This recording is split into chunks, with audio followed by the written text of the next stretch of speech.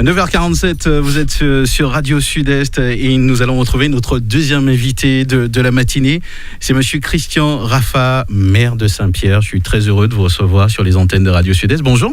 Bonjour, et je suis aussi également heureux de pouvoir m'adresser aux auditeurs de Radio Sud-Est. Voilà, bienvenue jusqu'à nous. Je sais que c'est pas souvent évident d'arriver chez nous, mais qu'on y arrive, on se sent bien, normalement. On a une belle balade dans la campagne et c'est assez agréable quand on est touriste, par exemple, quand on a du temps, mais effectivement je suis un petit peu en retard. Je m'en excuse. D'accord. Donc on va parler un petit peu de vous, Christian Raffa. Donc on sait que vous êtes maire de Saint-Pierre, une belle commune qui demeure jusqu'à maintenant une commune connue partout dans le monde, puisque avec le mai de Saint-Pierre qui arrive en plus bientôt. Donc Christian Raffa, vous êtes né à Saint-Pierre ? Je suis né à Saint-Pierre il y a longtemps, en 1954. Ouais. J'y ai vécu jusqu'à l'âge de 13 ans. J'ai donc fait ma scolarité primaire à Saint-Pierre. Et après 2 ans au lycée Schellcher, à l'époque on était interne très tôt, 11 ans. Après 2 ans passés au lycée Schellcher, j'ai dû quitter la Martinique avec mes parents à l'âge de 13 ans pour des raisons de... Ma mère, c'est je ne veux pas dire sacrifier, mais a privilégié le devenir de ses 3 derniers enfants, dont je suis le tout dernier.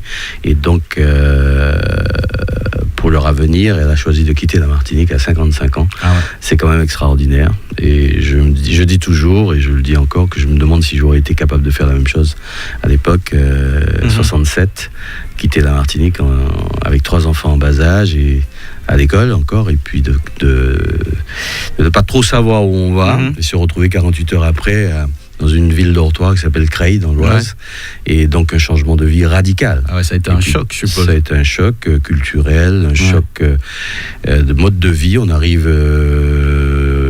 à l'automne. D'accord, encore, heureusement.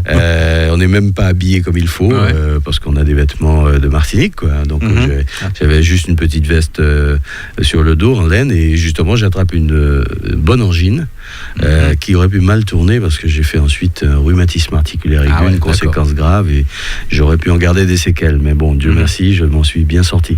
Donc, et à partir de là, je fais mon parcours en métropole jusqu'à l'âge de 31 ans. Mais je suis revenu 2 ou 3 fois entre-temps quand même. Et après 31 ans, j'ai pu avoir l'opportunité de revenir à mon pays en 85. Vous avez de bons souvenirs des années lycée Schellcher? Des souvenirs d'enfance, en fait, parce que quand vous avez 11 ans, 12 ans, vous avez des souvenirs d'enfants. Oui, interne, à cet âge-là, c'était un peu dur quand même, parce qu'on est privé de ses parents. Je rentre à Saint-Pierre une fois tous les 15 jours. Ah, d'accord. Et donc, je vois ma mère tous les mercredis au parloir.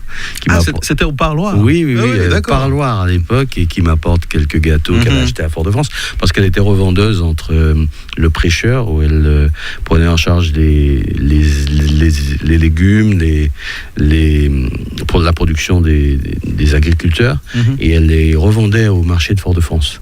Et donc elle faisait sa petite marge au passage, et elle s'attachait à m'amener des gâteaux, vous savez, des gâteaux traditionnels, les gâteaux secs ronds, avec soit du coco, la confiture de coco, et j'adorais ça, ou de la confiture de banane. Elle m'apportait ça au parloir. Malheureusement, on ne se voyait qu'un petit quart d'heure ou une demi-heure, et elle repartait. Donc c'était assez dur pour un enfant de 11 ans de ne voir sa mère qu'une fois tous les 15 jours. Et puis il y avait des petites vacances et des grandes vacances, mais bon, voilà, c'était un peu mon enfance. En retour régulièrement en Martinique, pendant ses études, vous avez eu cette possibilité? Une fois que j'ai été là-bas? Oui. Pas très régulièrement. Je suis revenu 6 ans après, en 73. Je venais d'avoir mon bac, et ma sœur m'a donc offert la possibilité de revenir au pays pour me féliciter. C'était un cadeau. Et donc à 19 ans, j'ai découvert vraiment la Martinique, parce que vous savez, quand vous êtes enfant, vous êtes dans un environnement, vous le percevez vaguement, vous êtes concentré sur vos jeux, vos relations avec les copains et tout, et vous ne prenez pas conscience du cadre dans lequel vous vivez. Et à cette époque, ça vous a fait quoi, ce retour? C'est quasiment un choc de voir la beauté du pays dans lequel j'avais vécu sans le voir. parce que quand vous êtes entre-temps 6 ans dans l'Oise, bon, l'Oise c'est sympa, mais bon, ça n'a rien à voir, quoi. Ouais.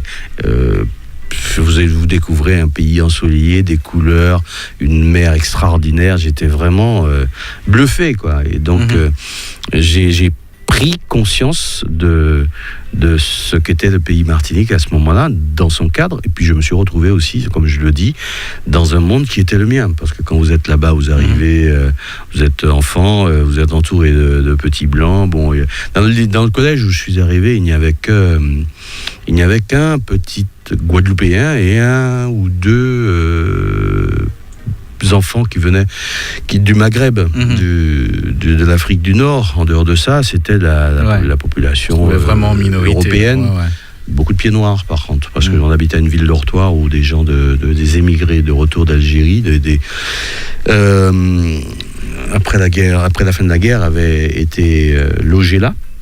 Donc c'est un environnement qui n'était pas le mien et je faisais un peu tâche, si je puis dire.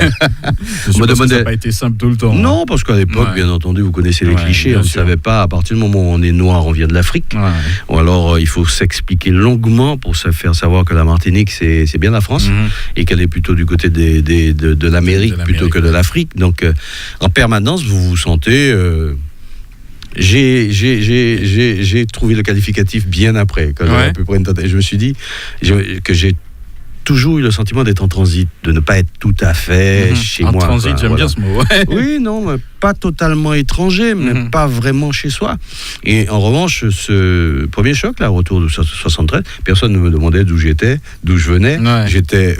comme tout le monde, j'avais retrouvé une espèce d'anonymat et en même temps une certaine ma place et je dois le dire, je me suis retrouvé beau. Je veux dire que c'est pas un détail, c'est que quand vous arrivez là-bas, vous êtes noir, donc quand vous voulez draguer les filles, vous êtes noir. Donc vous n'êtes pas forcément beau parce que vous êtes noir. Tandis qu'en Martinique, quand vous revenez, vous êtes chez vous, vous êtes un beau nègre et bon, vous avez un autre regard. Donc c'est une anecdote, mais c'est tout pour vous dire que l'identité, c'est quand même quelque chose de réel et de fort, quoi. Voilà. Mais j'ai très bien, je veux pas que mes paroles soient interprétées, j'ai bien vécu là-bas. S'il fallait continuer à vivre, malheureusement, je serais resté, mais j'ai eu l'opportunité de revenir. J'ai beaucoup d'amis en France, j'ai eu des amis de lycée, d'université, avec qui j'ai un très bon contact et qui m'ont toujours respecté. En dehors des personnes que vous pouvez croiser dans la rue et puis qui manifestent un peu de xénophobie, voire un peu de racisme. J'ai croisé ça aussi. Dans l'ensemble, bon... et tout ça, voilà. ça construit quand même, ça vous a aidé à vous construire.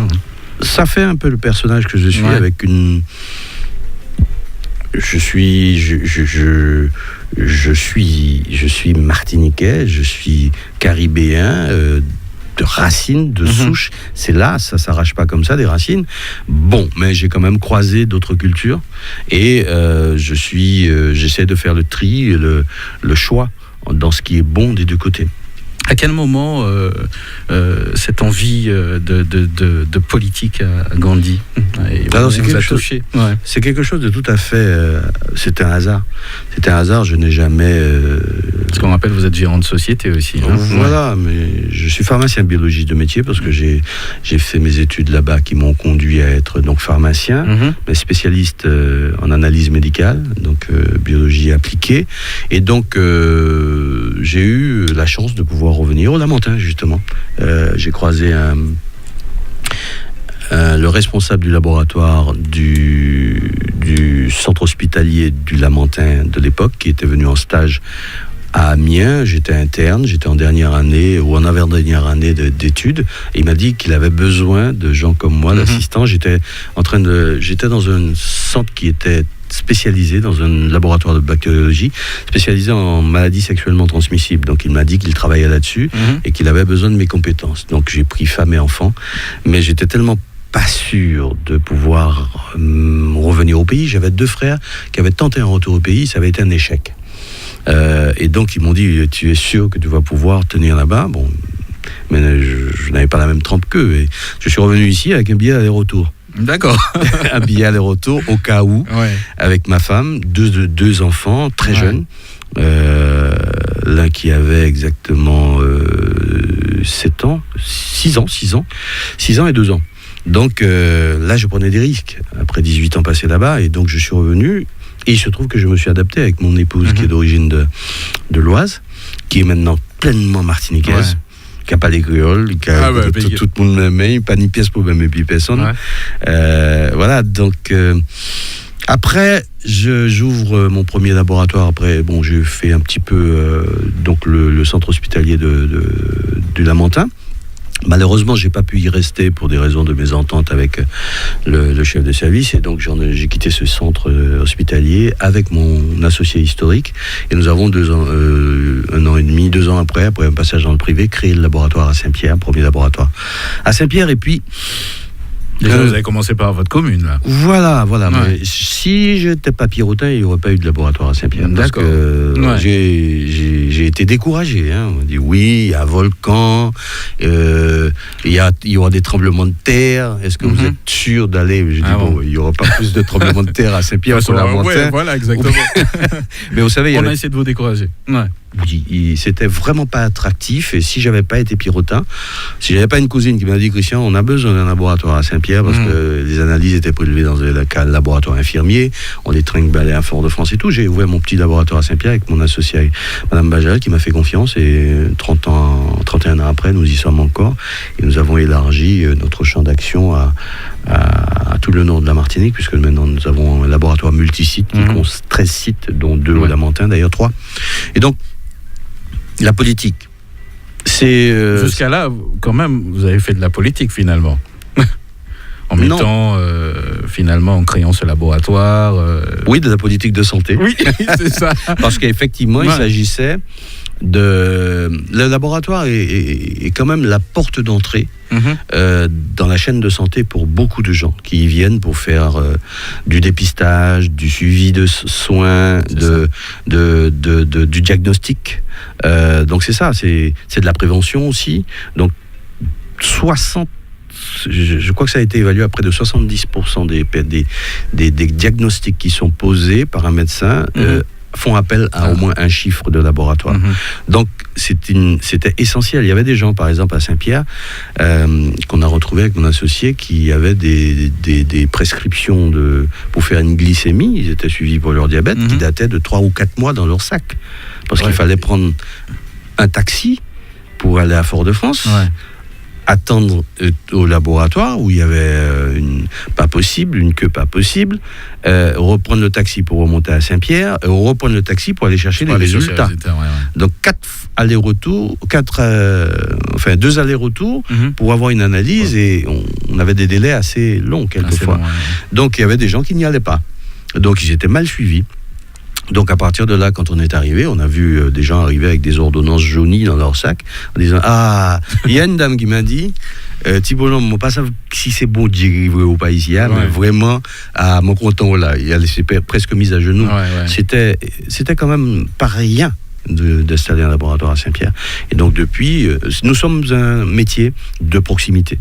Nous devons être à la porte du patient, parce qu'il arrive à jeun. Chez nous, il n'a même pas encore pris son café. Il y a des gens qui confondent, qui nous disent docteur, est-ce que mon brin va être de l'eau, ça va pas faire rien? Moi, je dis, attends, l'argent, c'est où?